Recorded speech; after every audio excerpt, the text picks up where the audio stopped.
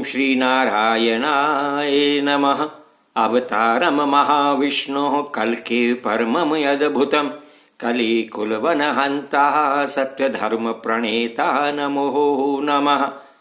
ओम सुमति सुताय विद्महे निष्कलंकाय धीमहि तन्नो कल्कि प्रचोदयात्। प्रभु भक्तों, जय श्री कल्कि। अब तक की कथा में आपने श्रवण किया कि शुक पद्मा जी के पास कल्कि जी के आगमन की सूचना देने के लिए पहुंचे और उनके महल के बाहर एक नाग केसर के वृक्ष पर बैठ गए। वहां से वो पद्मा जी की स्थिति को देख रहे हैं। वहीं बैठे बैठे उन्होंने उच्चारण किया, जय श्री कल्कि, जय श्री कल्कि।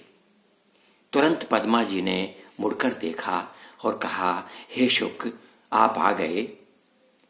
जब से आप गए हैं तब से मैं अत्यंत व्याकुल हो गई हूं। न जाने आप आएंगे, क्या सूचना लाएंगे। आप मेरे संताप हृदय को शांत करने के लिए आएंगे भी या नहीं। श्री नारायण ने क्या कहा, हे शुक, मुझे बताइए तो। गते त्वति व्यग्राहं शांतिस्ते अस्तु रसायनात् रसायनम दुर्लभम में सुलभम ते शिवाश्रमे। शुक ने कहा, हे देवी, अब रसायन द्वारा तुम्हारे सब संताप शांत हो जाएंगे। नहीं, मेरे लिए रसायन दुर्लभ है शुक। शुक ने कहा, हे देवी, हे शिव शिष्य, तुम्हारे लिए रसायन सुलभ है। हे वरवर्णिनी, इसी स्थान पर, हे देवी, मैं अपने प्रभु श्री नारायण श्री कल्कि जी को बाहर सरोवर के तट पर बैठाकर आया हूं। ऐसा सुनते ही पद्मा जी अपनी सखियों के साथ तुरंत उठी, बड़ी प्रसन्नचित हो गई। उनका आदर सत्कार किया है शुक का अनेक मणि मोतियों से और अपनी 8 सहेलियों को साथ लेकर के। 8 सहेलियां पद्मा जी की, विमला मालिनी लोना कमला काम कंदला विलासिनी चारुमती कुमुदेस्त्यष्ट नायिका।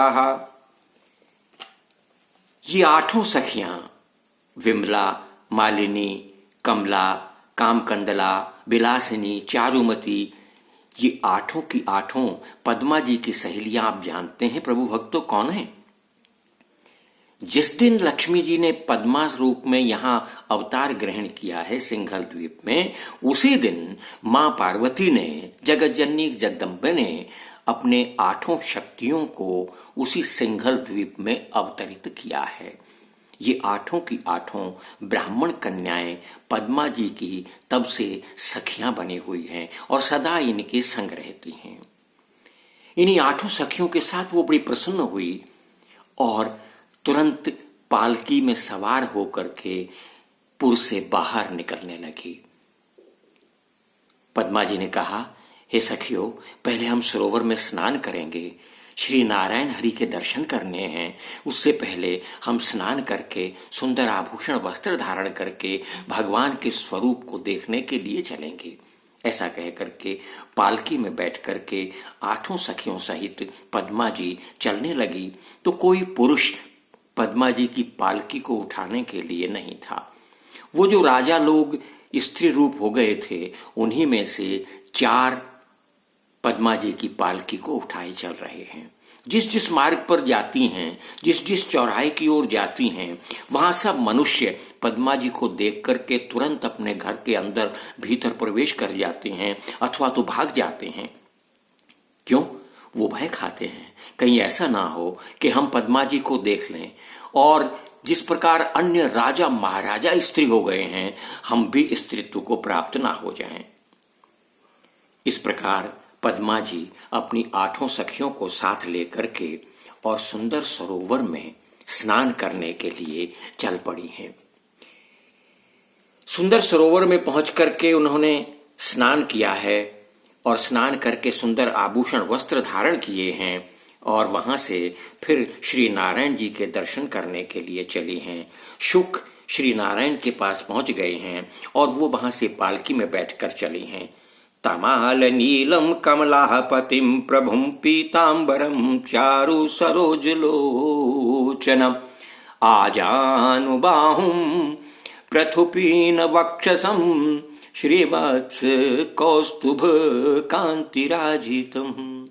तमाल के सदृश नील वर्ण वाले पीतांबरधारी सुंदर सरोज लोचन वाले आजान बाहु चौड़ी पुष्ट क्षीण वक्ष वाले श्री वत्स चिन्ह से चिन्हित कौस्तुभ मणिकांत से विभूषित श्री लक्ष्मीपति भगवान श्री कल्की नारायण जी सरोवर के उत्तरी तट पर विराजमान हैं। कदम्ब के वृक्ष के नीचे ऐसे लेटे हुए हैं जैसे शेषनाग की शैया पर लेटे हुए हों।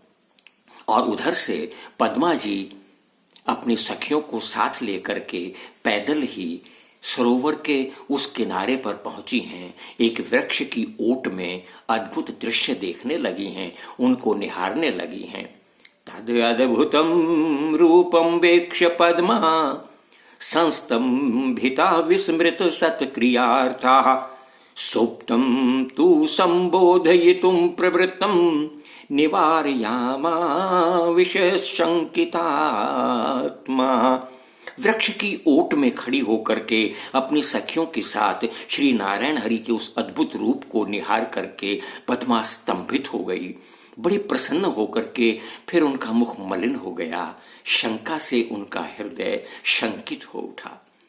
ये सोचकर कि कहीं ये भी भगवान शिव के वरदान के शाप स्वरूप नारी में ना परिणत हो जाएं, ये सोच करके रुक गई, ठिठक गई। आज के एपिसोड में इतना ही। अगली कथा अगले एपिसोड में। तब तक के लिए जय श्री कल्की, जय श्री हनुमान।